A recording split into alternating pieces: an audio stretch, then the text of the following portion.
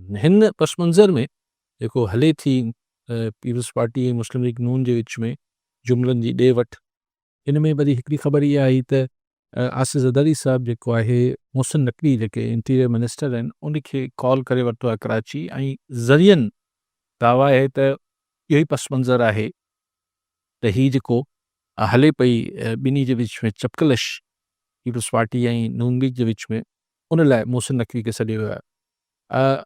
ॿिए पासे कंहिं नून लीग वारे बि शायदि तारड़ साहिबु जेको वज़ीर क़ानून आहे, हुन बि चयो त ज़रदारी साहिबु हिन में ठाह कराइण लाइ चाकड़ी लाइ पंहिंजो किरदारु अदा कंदा। सो मूंखे हैरत इहा थी त मोहसिन नक़वी साहिब जो न ताल्लुक़ नवाज़ लीग सां आहे सिधी रीत, न ताल्लुक़ पीपल्स पार्टी सां आहे, त मोहसिन नक़वी छा कंदो?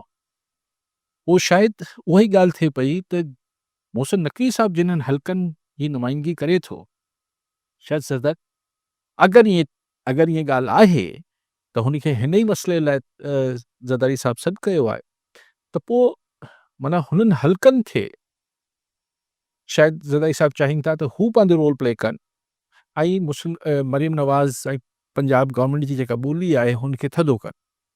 पर ज़रदारी साहिबु ज़ाहिर सीनियर अॻवान आहिनि, उन्हनि जी त्याकड़ी मुमकिन थी सघे पई ऐं लेकिन असली त्याकड़ी आउं सम्झां थो उहे धुरियूं कंदियूं जेके बाख़्तियार ऐं सघारियूं हुजनि थियूं, जिन्हनि हिन ॿिन्ही धुरियुनि खे पीपल्स पार्टी ऐं नवाज़ लीग खे गॾु विहारियो हो, ही हुकूमत ठाही आहे जेको हिन हाइब्रिड सिस्टम जो हिसो आहिनि।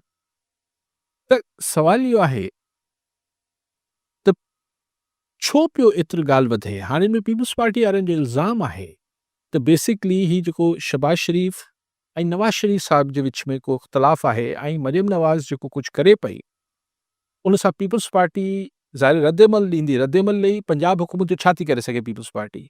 वधि में वधि अगरि पीपल्स पार्टी कुझु करे सघे थी त हू वफ़ाक़ी हुकूमत यानी शहबाज सरकार लाइ मसइला पैदा करे सघे थी न। हू पंजाब सरकार लाइ त पीपल्स पार्टी छा थी करे सघे? ॿ टे बयान, ॿ टे मुज़ाहिरा, ॿियो त कुझु नथी करे सघे।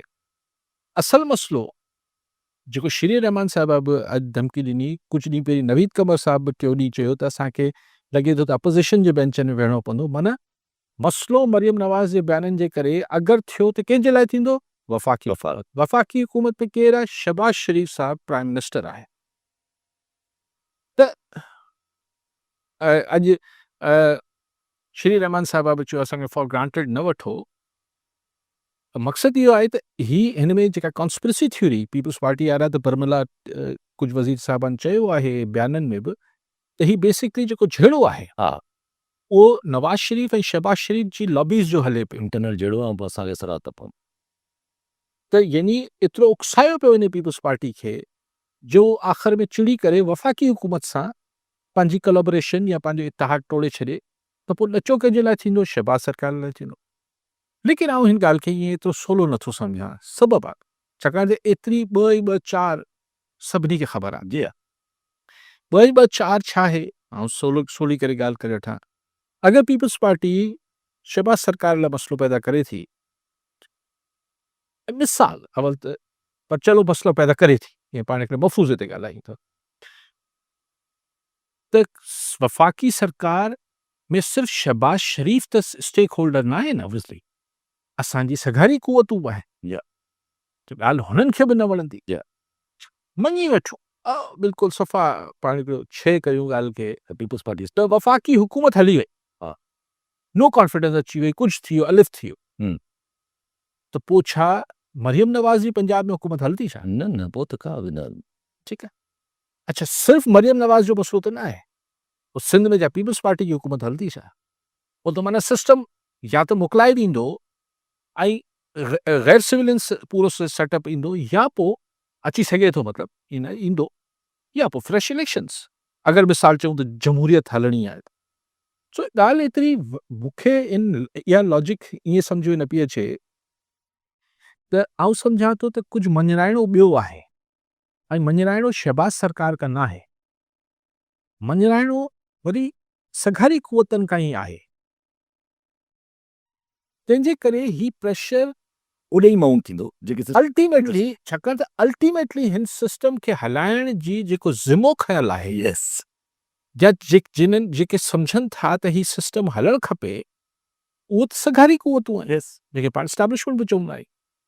त ही प्रेशर न शहबाज सरकार लाइ न अलिफ लाइ न ॿिए लाइ ही प्रेशर क्रिएट कयो पियो वञे सरकारी क़ुवतनि लाइ। पर सवाल इहो आहे त नवाज़ शरीफ़ साहिब छा थो मञाइणु चाहे, कहिड़ी ॻाल्हि आहे? असांखे जेका माज़ी ऐं तारीख़ पाण ॾिठी आहे त उन में ॻाल्हि हूंदी आहे कि फ़र्दनि जी पोस्टिंग ट्रांसफर ऐं इन्हनि जी हूंदी आहे, जी हा। ज़ाती क़िस्म जो हिकिड़ो पसंदि नापसंदि हूंदी आहे जंहिं ते ॻाल्हि अटकी पवंदी आहे। सो हिते बि अगरि ही पर आउं सम्झां थो त ईंदड़ 1-2 ॾींहंनि में 3 ॾींहंनि में मामलो ठापुर थी वेंदो।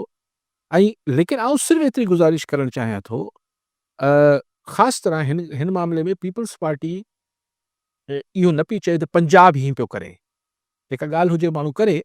पीपल्स पार्टी तनक़ीद करे पई मरियम नवाज़ ते, नवाज़ लीग हुकूमत ते, उहा ग़लति तनक़ीद आहे, सही आहे, उन बहस में नथो पए। पर ज़्यादती मरियम नवाज़ ऐं हुनजी टीम करे रही आहे जॾहिं वो चए थी सिंध ये कर रहा है। पीपल्स पार्टी जी हुकूमत आहे, तव्हां पीपल्स पार्टी जी हुकूमत ते तनक़ीद कयो, तव्हां पीपल्स पार्टी जी हुकूमत जी तारीफ़ कयो, ही ॿिनि पार्टियुनि जे विच जो मामलो आहे। पर जॾहिं पंजाब सरकार मरियम नवाज़ एंड कंपनी सिंध जो नालो खणी सिंध जे ख़िलाफ़ ऊंधी सूंधी गुफ़्तगू करे थी त उहा हिकिड़ी इंतिहाई ग़लति ॻाल्हि आहे। मां जेको सिंध जो माण्हू एहतिजाज करे कंदो हिन ॻाल्हि ते रिएक्शन ईंदो, उहो इहो न आहे त तव्हां पीपल्स पार्टी तनक़ीद कयो पिया। भई पीपल्स पार्टी MQM वारा हिक ॿिए ते तनक़ीद कनि जहिड़ी, पर जॾहिं हुनखे हू सिंधी ऐं नॉन सिंधी जे विच में ॻाल्हि खे खणी अचनि था त मामलो गड़बड़ थी वञे थो। इते बि ॻाल्हि इहा आहे त अगरि मामलो नवाज़ लीग ऐं पीपल्स पार्टी जो आहे, पार्टियूं आहिनि, ठहंदियूं आहिनि, वढ़ंदियूं आहिनि, इहे हिननि जो रोज़ जो कमु आहे। पर जॾहिं उज़मा बुखारी या मरियम नवाज़ चए थी तो सिंध की डिक्टेशन नहीं लेंगे, वो अजरक जो है वो करते हैं तो क्या वो तासुब नहीं करते, ये नॉनसेंस गुफ्तगू आहे। तव्हांखे पीपल्स पार्टी सां शिकायत आहे न, मिसाल तव्हां हिकिड़ी उनजी गवर्नेंस ते शिकायत कयो था त भई अचो असीं तव्हांखे पंजाब घुमायूं था, तव्हां असांखे नवाब शाह गढ़ी खैरो गढ़ी ख़ुदा बख़्श इहो घुमायो, थींदो सुठो, मज़ो ईंदो। भई भेंट त थिए न, छा सूरत हाल आहे असांजी, छा सूरत हाल आहे उन्हनि जी। जी हा। ऐं मतिलबु गवर्नेंस तव्हां ठीकु आहे, इहो तव्हां हुकूमत ते तनक़ीद कयो पिया, भले कयो। या। उन पंजाब जा आम माण्हू ऐं सिंध जो आम माण्हू वेही लका ॾिसंदो, मज़ो ईंदो। पर तव्हां सिंध छा था कयो? इहा नॉनसेंस ॻाल्हि आहे, इहा ग़ैर वाजिबी ॻाल्हि आहे। ऐं उन में तव्हां अहिड़े जेके रज़ी टाइप ऐं रज़ी टाइप ॿिया जेके हिते पंटर सिंध में छॾियल आहिनि पाज़ लीग वारा, हू जॾहिं नॉनसेंस गुफ़्तगू कनि था, हाणे टोपी बि असांखे जेको आहे उहो नवाज़ शरीफ़ पाराई आहे जी हा। सिंध में। जी हा। जी हा। ई नॉनसेंस हिकिड़ी मतिलबु सेंसलेस गुफ़्तगू थिए थी, जॾहिं त भई तव्हां हुकूमतनि जो झेड़ो आहे न, सियासी पार्टियुनि जो झेड़ो आहे, हिन खे तव्हां सिंध छो पिया कयो? इहा ग़लति आहे।